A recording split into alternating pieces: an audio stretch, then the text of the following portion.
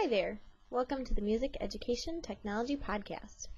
My name is Shelly Propp, and today we're going to be discussing auditions. That's right, the week when all of your students are coming in and you are checking their understanding on how they're doing on their individual instruments. When we look at audition week, sometimes we feel like we could just pull our hair out. We're trying to coordinate everyone's schedules, everyone's extracurriculars. Your students are involved in other sports, in jazz band, marching band. Plus, if your program does regular lessons every week, the amount of time during the day is just not as much as it could be. Plus, toss in your own availability and the amount of time that you actually have to sit down and listen to all of your students, it's very minimal. So the question is, how can I get it all done? Thanks to modern technology, it can help ease the pain of audition week. Using modern recording technologies can give you freedom to you and your students during audition season. 3 technologies that I'd like to talk about today are tape recorders, CD recorders, and digital recorders. First, we'll talk about the tape recorder. Although this may be the oldest technology on the ballot, there are great things about it that make it a good choice for audition week. It's cheap, the cost is minimal to your program, it's very portable.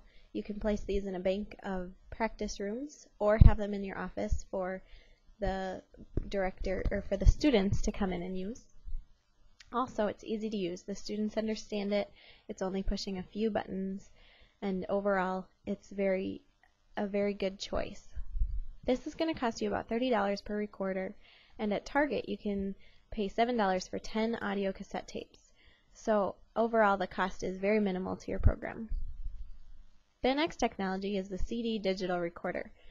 This particular device is good for recording band rehearsals, concert music, and small ensembles.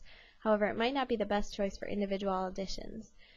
This one is difficult to learn how to use and will require using the whole band room if you're using it for individual auditions. So this will monopolize your whole band room, which might not be the best idea.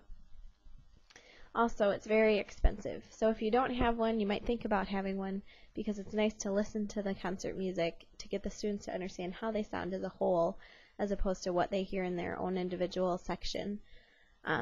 But weigh your options carefully. Budgets can be a huge deal. I understand that. So the cost of this one is $300, plus you're going to need to throw in the cost of microphones, speakers, cables, and other setup costs. The third and final technology I want to talk about today is the digital voice recorder.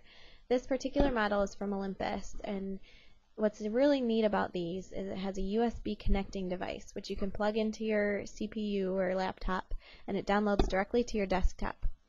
Each new recording is saved as an individual file, so each student that records on it can have their own file, and this particular one has 138 hours of recording on the device. So this is going to run you $50 per recorder plus some AA batteries. More expensive than the tape recorder, but the quality of the sound is incredible for the size of this, and I would highly recommend this. Wins #1 for me on my list. If I was to pick one device to implement in my program, this would be it. So let's look at the good and the bad of using digital recording devices during audition week. Good things: students can record on their own time. They can work around their own schedules and your schedules. You don't have to be physically present in order to hear them. Also, the playback allows you to hear all students at one time. So for example, if not all your clarinets audition on the same day, you can sit down and have all the clarinet files ready to go, listen to them one by one, and have a really nice idea of what they sound like all together and make best decisions on their separate abilities. Also, anonymity is guarded with the digital recording.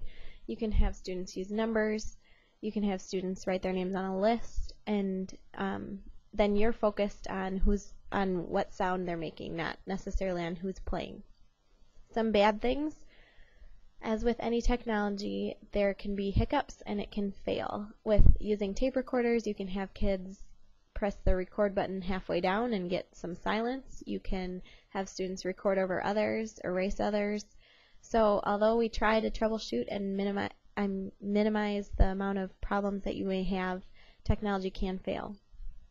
Also, there's less accountability to complete the task and to do it well when you're not in the room listening. There can be an attitude of not wanting to do their best or assuming that the technology will not work, so they don't work as hard. So that can be a bad thing.